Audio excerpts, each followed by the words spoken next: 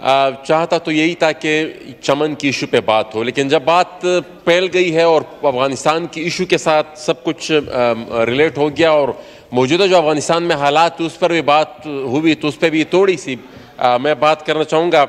जनाब स्पीकर, हालात दिन ब दिन ख़राब हो रहे हैं, दहशतगर्दी दिन ब दिन बढ़ रही है और हर दिन यहाँ पर हमारे सूबे में और मुल्क के मुख्तलिफ कोनों में अटैक्स हो रहे हैं और ये उन्हीं हालात का तसलसल है जिसकी तरफ हम निशानदही कराते आ रहे हैं। पिछले दिनों रिपोर्ट आई है और उस रिपोर्ट में क्लियरली ये बात लिखी गई है कि जो मुज़ाकरात हुए और उस मुज़ाकरात के दौरान जो कुशन दिया गया उसी की वजह से मुल्क में बदअमनी और दहशतगर्दी बढ़ी है।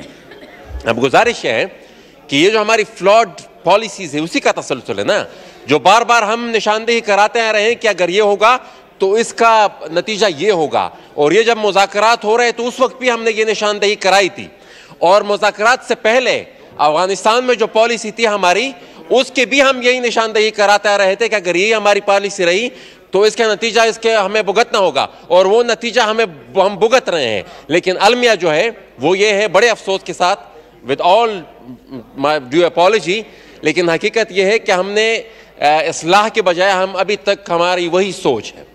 मैं बड़ी माजरत के साथ कहता हूं कि यहाँ पर बात हुई कि सब अफगान मिल के लड़े, कोई मिल के नहीं लड़ा। ये एक बंदूक बरदार ग्रोह वो जबरदस्ती आया, अमेरिकन गेम थी, अमेरिका ने दोहा डील के जरिए पूरा अफगानिस्तान को उनके हवाले किया। अब वो हमें उसको आगे भुगतना होगा और हम उस पूरी प्रोसेस में उसका हिस्सा रहे हैं और हमें अब उसको भुगतना भी होगा। ये किसी से हल नहीं होगा। ये मौलाना साहब ने तो उलमा कराम का नाम लिया, मैं उनको चैलेंज देता हूं कि वो हालात को ठीक करा कर दे।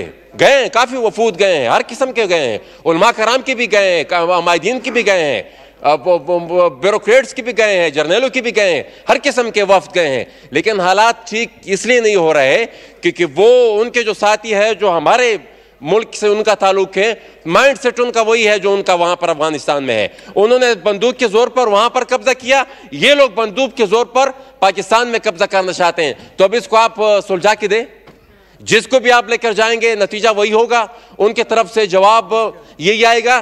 तो ये जो क्लैरिटी है बतौर हुकूमत, बतौर रियासत, हमें अपने आप में लानी होगी कि भाई मिलिटेंट माइंड सेट के साथ हमें किसी किस्म का ताल्लुक और उनको डिस्करेज करना होगा। जब तक उसको हम डिस्करेज नहीं करेंगे इस माइंड सेट को और थोड़ा बहुत कहीं ना कहीं सॉफ्ट कॉर्नर होगा तो ये सारा सर्कल चलता रहेगा और हम एक रोमांस में मुब्तला होंगे और वो उस रोमांस में मुब्तला होंगे जिसमें हम मुजाहिदीन के वक्त में बीते, तालिबान के वक्त में बीते, अभी भी हैं। शायद इसके बाद दाइश का एक और वो सर्कल शुरू हो, एक और दौर आए और हम इसी रोमांस में मुब्तला रहेंगे कि भाई हमने फलाने को शिकस्त दी, हमने उसको शिकस्त दी, रूस को शिकस्त दी, अमेरिका को शिकस्त दी। बुनियादी तौर पर हम अपने आप को शिकस्त दे रहे हैं और अपने आप का ही अमन और अमान और अपने मुल्क की हालत तबाह बर्बाद कर रहे हैं। अफजल खान